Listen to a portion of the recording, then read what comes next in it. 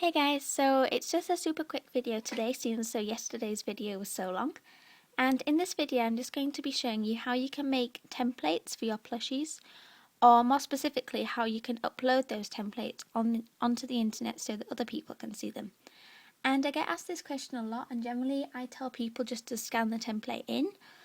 And I might explain how to do that some other time, but right now I'm focusing on the people that tell me that they don't have a scanner. So this is the way that I used to do it, and I still do it sometimes if like my scanner's not working or something. And I'm going to show you two different ways to do it. One looks a little bit more professional, but basically they all work just the same. So all I have here is a sheet of paper, my template, and a fine liner. And all I'm going to do is trace around my template onto the sheet of paper. So now that I've done that, you just need to take a picture of this tracing, whatever you call it. You can take the picture zoomed in like this if you want, or if you want it to be the same, if you want to upload it the same size, I don't know if that makes sense. Go all the way out and try and take a picture of the whole A4 sheet of paper. So yeah, once you've done that, just plug your SD card or camera or whatever into your computer, and I'll show you what you do from there in a second. Okay, so now that you have opened up your picture on the computer, I've just opened it in an editing software I use called Say. It doesn't have to be anything like this, it can just be any editing software where you can change the contrast and brightness and stuff. So all I'm going to do is go to brightness and contrast, and what we're trying to do is basically make the page as white as we can, without losing the shape of the star, if you know what I mean.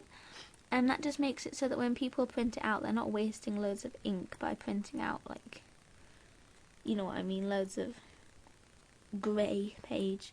So this isn't really the best method. Like I said, you can use the method I'm going to show you in a minute. But I think this works well enough if you're just starting off with making templates and you just want to test it out a little bit. So I think that's good. The template is a little bit faint, but it's still clear enough so that people can see it.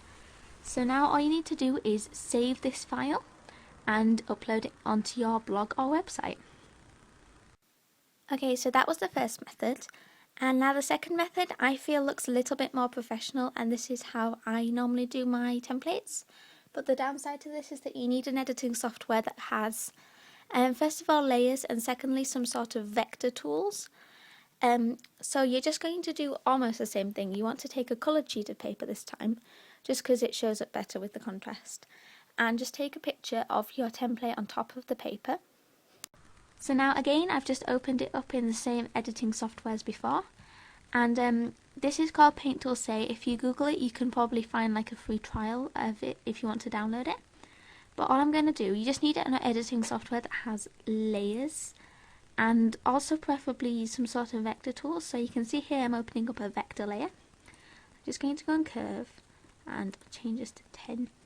Now all I'm going to do is zoom in on my star shape, and you see if I just click on the edges, it's making a line. So now this is a much cleaner line than the line that you would get if you were drawing around it yourself like we did in the first method.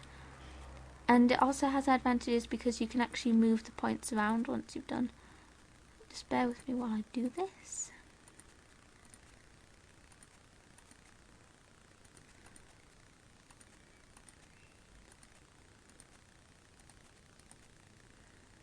Just double click to finish. And now once you've traced around it with your line, I'm just going to go ahead and delete my